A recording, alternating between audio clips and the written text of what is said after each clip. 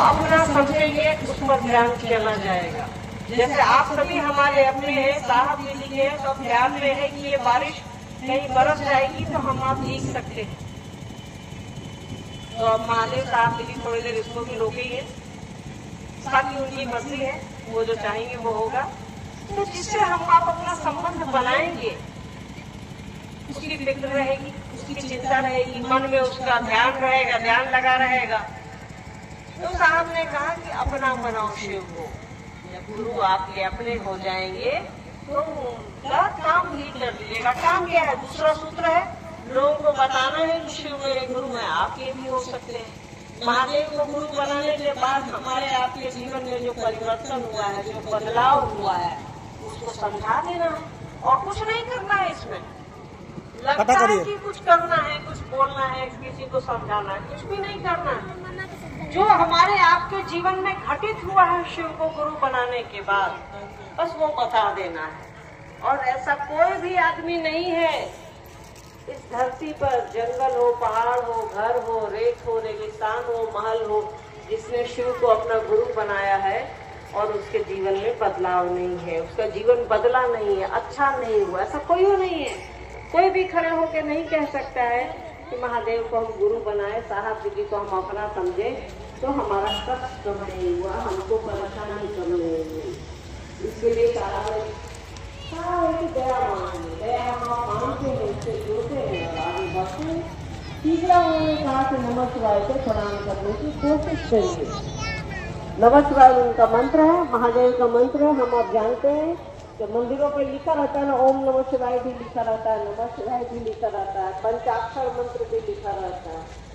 तो पंचाक्षर मतलब 5 अक्षर जिसमें है, तो नमः शिवाय ही पंचाक्षर बनता है, 5 अक्षर उसी में है। इसी से आपने गुरु को प्रणाम करना है, उसको याद करना और कुछ भी नहीं करना है। ये पहले से चला, बस हमको आपको मालूम नहीं था। वो महाकाल है, महामृत्युंजय है, उमापति है, गौरी शंकर है, क्या नहीं है वो? महादेव है, परमात्मा बोला गया है, परमेश्वर बोला गया है, उनको महेश्वर कहा गया है, गोसाई कहा गया है। हमारे आपके घरों में हर जगह गोसाई होते हैं ना, तो याद रखिएगा सबसे बड़ा गोसाई वही है। सबसे बड़ा कुल देवता, सबसे बड़ा देवता वो शिव है, जो हमारे आपके घरों में है। तो उन्हीं को अपना समझना है। किताबें कहती हैं, कई किताब आप रामायण, महाभारत, उपनिषद, पुराण का नाम सुने होंगे, सब में है कि महादेव को गुरु कहा गया है, वो जगत गुरु है, दुनिया के सबसे बड़ा गुरु है। सब जितनी अच्छी अच्छी किताबें हैं, आप उसका नाम पूछिएगा तो उसमें सब जगह मिलेगा। शिव को गुरु कहा गया है, सबसे बड़ा देवता कहा गया है। बस साहब ने कहा कि वो सब कुछ है ही, बस उसको अपना बना लो, अपना समझो, अपन वो अपना रहेंगे, सब अच्छा रहेगा। ऐसा नहीं है कि हम आप पूजा नहीं करते हैं उनकी, अगरबत्ती तो दिखला देते हैं अपने घर में जहाँ कोना में रखे हैं। साहब ने कहा कि उसको जो कोना में रखे हुए हो उसको अपने दिल में रखो, अपने मन में उसको रखो। कोना में तो जगह ले लिए हम आप, पर उसको साहब बोलते हैं कि मन में रखिए, अपने दिल में रखिए। बहुत सारी चीजें हमारे आपके मन में है, हमारी आपकी चप्पल, छोटी से छोटी चीज हमारे आपके दिमाग में रहती है, जिसका कोई वजूद नहीं है, जिसका कोई मतलब नहीं है। और जो सबसे जरूरी चीज है वो परमात्मा, वो महादेव, हम आप उसको बस कोना में रखे रहते हैं। घर के कोना में उठे, अगरबत्ती दिखा लिए, नहा धो लिए, अगरबत्ती दिखा लिए, हो गया। क्या कभी उसको याद करते हैं कि मेरी ये सांस भी तुमसे चल रही है, मेरा ये जीवन भी तुमसे चल रहा है, मेरा परिवार भी तुमसे चल रहा है। हमको आपको लगता है कि हम आप चला लेते हैं, जी ना, किसी भ्रम में न रहिए, चलाता वही है। अगर ऐसा रहता तो यहाँ अभी हम आप दुख से परेशान रहते। कोई है जो चला रहा है, कोई है जो हमको और आपको बैठा रहा है, उठा रहा है, हमारी सांसें गिर रहा है, हमारी सांसें चला रहा है। अपना कोई वजूद नहीं है, कुछ भी नहीं है अपना, जो है सो होता है। तो उन्हीं की दया का परिणाम ये सृष्टि, पूरी दुनिया उनकी चाहत का परिणाम है। हम आप सभी इसमें शामिल हैं। कुछ भी जहाँ तक हम आप सोच सकते हैं, सोच लीजिए हम ही आप इसमें शामिल हैं। तो उन्हीं की दया, उन्हीं की कृपा का परिणाम है ये पूरी सृष्टि। ये पूरी कायनात सब कुछ उन्हीं के हिसाब से चलता है, वही चला रहे हैं। तो उनको बस पकड़ लीजिए कि आप मेरे गुरु हैं, हम पर दया कर दो। और कुछ भी नहीं करना है, ना आपको अगरबत्ती निकलानी है, ना आपको बतासा चढ़ाना है, ना आपको लखपत चढ़ाना है, ना आपको बेलपत्र चढ़ाना है। आपकी इच्छा है तो करिए, कोई दिक्कत नहीं है। पर आप सिर्फ उनको अपना समझिए कि आप मेरे हैं, मुझ पर दया कर दीजिए। वो आपको हमको ज्ञान देंगे तभी ये दुनिया चलेगी, तभी ये दुनिया चल रही है। कोई बड़ा बड़ा मोबाइल हमको और आपको दे देता है, बताएगा नहीं कि कैसे चलेगा, तो क्या फायदा उसका हमारे आपके लिए। तो कोई है हमको और आपको जो ज्ञान देता है, कोई समझाता है, तभी हम आप काम करते हैं। डॉक्टर के यहाँ भी हम आप जाते हैं तो डॉक्टर का कंपाउंडर या दुकान वाला बताता है कि दवा सुबह में खाइएगा, ये दवा शाम में खाइएगा, ये दवा रात में खाइएगा। कोई बताता है या हम आप खुद पढ़ते हैं? दोनों चीजें तो ज्ञान से रिलेटेड है, दोनों चीजें तो बुद्धि से संबंधित है। या हम खुद करेंगे या कोई बताएगा। खुद भी करेंगे तो बुद्धि आएगी, कभी करेंगे वो समझ आएगी, कभी करेंगे। इसके लिए गुरु की जरूरत होती है। गुरु के बिना कुछ भी नहीं हो सकता है इस जगत में। ये जगत में उसी की इच्छा का परिणाम है। उन्होंने इच्छा की और जगत बन गया है।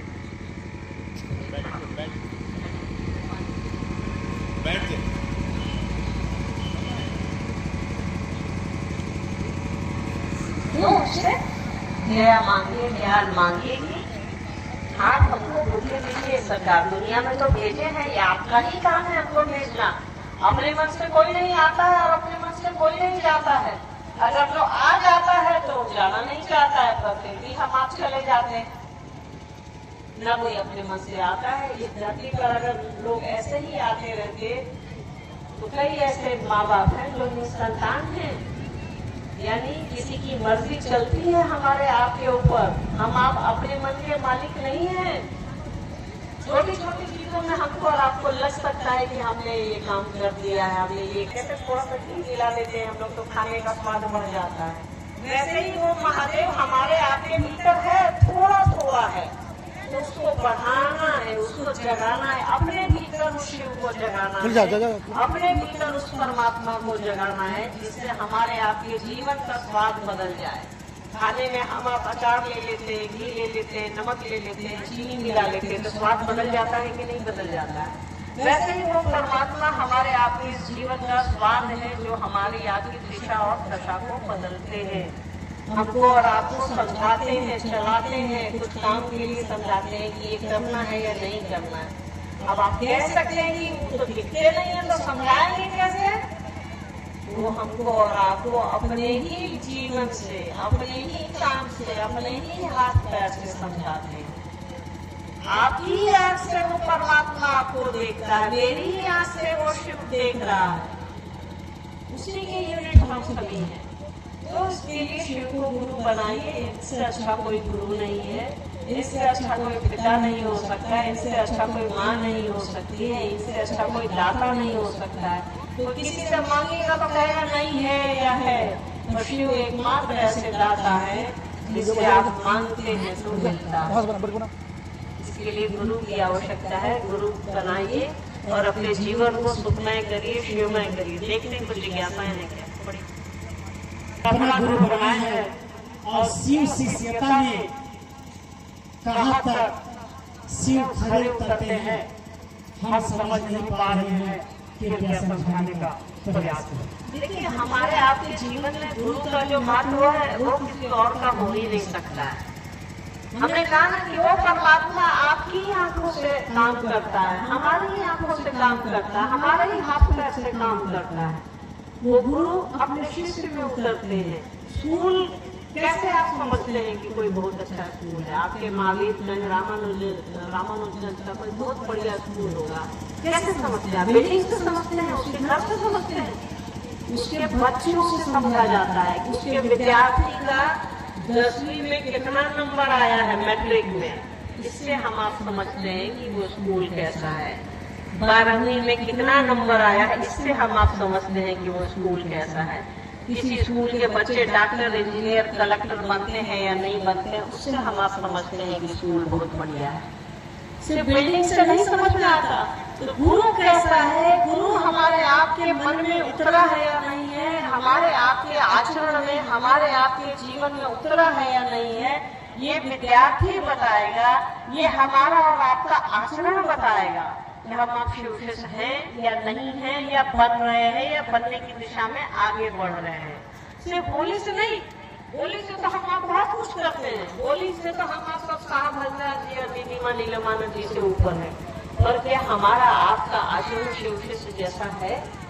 तो आचरण में गुरु दिखते हैं, आचरण में टीचर दिखेगा आपका, आचरण में शिव दिखेंगे। तो हमारा आपका आचरण जैसा होगा वैसा शिव दिखेंगे, वैसा गुरु दिखेगा। दूसरा जिज्ञासा है, जब गुरु एक है, साहब एक है, दीदी माँ एक है, तो गुरु भाई बहन में मनभेद कैसा? दीदी विस्तार पूर्वक समझाने का प्रयास करें। देखिए, गुरु एक है हमारे आपके, साहब एक है हमारे आपके, तो मनभेद कैसा? पहले तो मनभेद होता नहीं है, मतभेद होता है। मन में अगर भेदभाव हो तो ये ठीक बात नहीं है। मतभेद हो सकता है, किसी को रोटी पसंद है, किसी को चावल पसंद है, किसी को आलू पसंद है, किसी को कद्दू पसंद है। आपके घर में 2 संतान होंगे, आपके दोनों अलग अलग स्वभाव के होंगे। हाथे में 5 उंगली है कि नहीं है, सब अलग अलग छोटी बड़ी है, और जब मुट्ठी बांधते हैं तो सब एक है ना। तो कुछ हो सकता है कि मेरी बात आपको बुरी लग सकती है, आपकी बात मुझको बुरी लग सकती है, और ये थोड़ी देर के लिए होना चाहिए, बहुत लंबे समय तक नहीं होना चाहिए। आप और हम गुरु को पकड़े ही नहीं है। जिस दिन गुरु पकड़ा जाएंगे उस दिन मतभेद खत्म हो जाएगा, याद रखिए। जिस दिन साहब दीदी हमको और आपको पकड़ लिए, या हम आप साहब दीदी को पकड़ लिए, उस दिन मतभेद खत्म हो जाएगा। उस दिन न हम अलग हैं न आप अलग हैं, सभी एक हैं, सभी शिवशिष्य हैं, सभी साहब दीदी के लोग हैं। हम आप शिवशिष्य है ही नहीं, बोलिएगा तब ना, है ही नहीं बोलिएगा तो ऐसे ही मतभेद होता रहेगा, मनभेद होता रहेगा। शिव का शिष्य बनिए, साहब दीदी का आदमी बनिए, मतभेद नहीं होगा, न मनभेद होगा। अगर ये चीजें हो रही हैं, समझिए हम आप उस दिशा में आगे नहीं बढ़ रहे, आपस में ही मुझे रहिएगा तो दिक्कत होगी। अगला जिज्ञासा है, शिव गुरु की चर्चा में समिति का क्या अर्थ है, समझाएं। लोग समिति के नाम पर शासन कर रहे हैं, विस्तार पूर्वक दीदी बताने का प्रयास करें। देखिए, सबसे पहले इस बात को समझिए कि समिति हमारी आपके लिए बनी गई है, वो हमारी सुविधा के लिए बनाई गई है। शिव गुरु कार्य को तेज करने के लिए बनाई गई है, सहयोग करने के लिए बनाई गई है, शासन करने के लिए नहीं बनाई गई है। और रही बात समिति की, तो समिति के बारे में साहब ने कहा है, सहयोग करिए, शासन नहीं करिए। अगर शासन करिएगा तो सबसे बड़ा विरोधी अगर इस समिति का कोई होगा तो वो साहब और दीदी होंगे। तो हम और आप ही सहयोग करें समिति को, तो समिति भी आपको सहयोग करे। अगर नहीं करती है, इसके लिए मुख्यालय का नंबर आपके पास है, आप मुख्यालय से बात कर सकते हैं, मुख्यालय आपकी मदद करेगा। ऐसा नहीं है कि समिति को मुख्यालय बदलता नहीं है, कई जगह की समिति से शिकायत आई है तो मुख्यालय ने समिति को बदला भी है। तो आप बात करिए और दोनों मिलकर के काम करने की कोशिश करिए, और महादेव के काम में किसी को भी किसी से आदेश लेने की आवश्यकता नहीं है। ये व्यवस्था है तो हमारे आपके लिए बनाई गई है। अंतिम जिज्ञासा है मेरी अरुण गुरु भाई वर्मा की ओर से, शिव मेरे गुरु है, गुरु भाई बहन किस भाव से रहनी चाहिए? शिव गुरु का लोग विराट शिव गुरु महोत्सव का लोग विरोध आखिर क्यों करते? हमने कहा ना कि हमने और आपने अभी शिव उतरे ही नहीं है, जिस दिन उतरेंगे विरोध खत्म हो जाएगा, याद रखिएगा। जिस दिन साहब दीदी हमारे आपके अपने हो जाएंगे उस दिन विरोध खत्म हो जाएगा। मन में महादेव और साहब दीदी को रखिए, विरोध नहीं होगा। जब बाकी चीजें तो चलती रहती है, घर परिवार में विरोध होता है कि नहीं होता है, बताइए? होता ही है, कहाँ नहीं होता है, सब जगह होता है। इसके लिए टेंशन नहीं लीजिए, सब काम अपने करिएगा, कुछ काम महादेव और साहब जी पर छोड़िए, वो है हमको और आपको शिवशिष्ट बनाने के लिए। लोगों को शिवशिष्ट बनाइए और बनिए। मौसम खराब हो गया है, जिज्ञासा भी रहती थी हमारे पास। आपसे यही प्रार्थना है कि शिव के शिष्य बनिए। न समिति रहेगी न हम आप रहेंगे, बस जो रहेगा वो शिव शिष्यता है और कुछ भी नहीं है। सब बेईमानी है, सब यही रह जाएगा, सब छूट जाएगा। समिति का नाम छूट जाएगा, हम आप छूट जाएंगे। जो रहेंगे वो शिव है और जो साहब जी है उनको पकड़े रहिए। न आप मुझको पकड़िए, न आप किसी और को पकड़िए, न आप समिति को पकड़िए, न आप किसी व्यक्ति को पकड़िए। आप पकड़िए तो शिव को पकड़िए और साहब जी को पकड़िए, उनको पकड़े रहिए। ये जीवन भी अच्छे से गुजर जाएगा और जो जीवन नहीं दिख रहा है वो भी अच्छे से गुजर जाएगा। हमको और आपको शिव शिष्य बनना है, शिव शिष्य बनिए। न हमको आपको समिति बनना है, न हम आपको व्यक्ति बनना है, न हमको और आपको एक नाम बनना है। हमको और आपको शिव शिष्य बनना है। इसके लिए शिव की दया की जरूरत है, इसके लिए साहब और दिल्ली माँ के आशीर्वाद की जरूरत है। ले लीजिए, वरना ऐसे ही लड़ते झगड़ते रह जाएंगे। समय चूक जाएगा, हम आप चले जाएंगे, सब कुछ यही रह जाएगा, हम आप चूक जाएंगे। तो शिव शिष्य बनिए और शिव शिष्य बनाइए। न हम रहेंगे, न आप रहेंगे, न समिति रहेगी। कृपया एक अच्छी विधा को, एक गुलाब में क्यों गिलासत तेल डाल रहे हैं लोग? साहब हमेशा कहते थे गुलाब में गिलासत तेल मत डालो यार। कोई हमको और आपको शिव बनाने नहीं आएगा, न समिति बनाएगी न हम बनाएंगे। याद रखिएगा, शिव शिष्य आपको साहब हरिंद्रानंद और दीदी नीलमानंद बनाएंगे। उनको पकड़े रहिए और आगे बढ़िए। आप सभी के चरणों में मेरा प्रणाम। सुरक्षित घर जाए, बारिश आने वाली है, तेज पानी पड़ सकता है, सुरक्षित घर जाए। सभी के चरणों में मेरा प्रणाम। जागो जागो महादेव। चलिए कुछ लोगों का नाम का